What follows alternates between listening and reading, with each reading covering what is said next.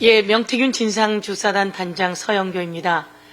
오늘 우리 전현희 위원장님이 공익제보자 세 분과 함께 기자 간담회를 한다고 연락 주셨습니다.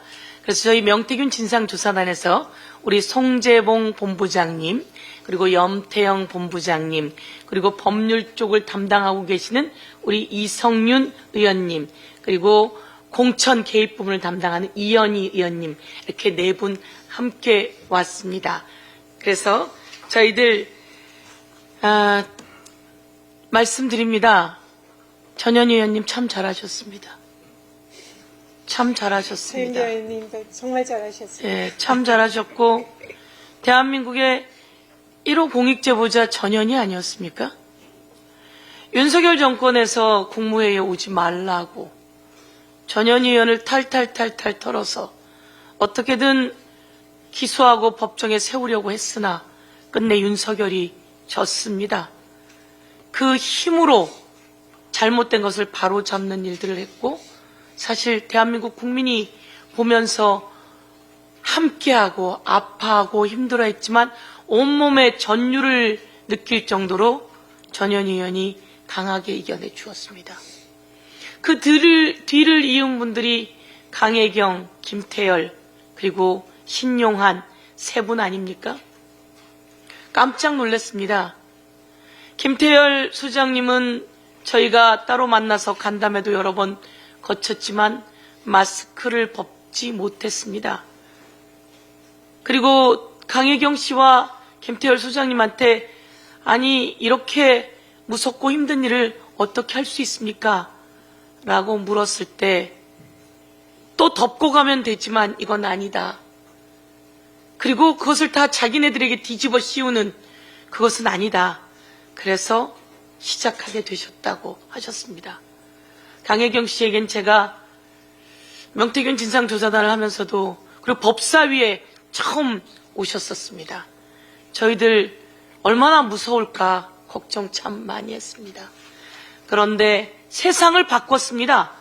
세상을 바꿨고 이 시점 그 서슬퍼렇던 윤석열은 체포영장으로 이제 구속영장을 앞두고 있습니다. 그 똑똑한 법을 잘 아는 그 사람들이 서부지법은 안 된다, 공수처는 안 된다 모두 얘기했지만 어젯밤 중앙지법에서 마지막 기각까지 되었습니다. 정의가 법꾸라지들을 이긴다 말씀드리겠습니다. 신용한 우리 교수님은 자신이 가지고 있었던 윤석열 캠프에서 가지고 있었던 당시 여론조사 자료가 이게 이거였구나 라고 찾아내 주시고 근데 그렇게 치밀하게 일하지 않았으면 그게 있는지 어떻게 알았겠습니까? 참 대단한 분들이십니다. 그렇지만 이 세 분이 얼마나 무서우셨겠습니까? 지금이니까 그래도 괜찮지. 그런데 끝내 정의가 이긴다는 말씀 드리면서 명태균 진상조사단에서 뒷받침을 마저 더 잘하겠습니다. 얼마 전 창원지검의 수사 보고서가 만천하에 공개됐습니다.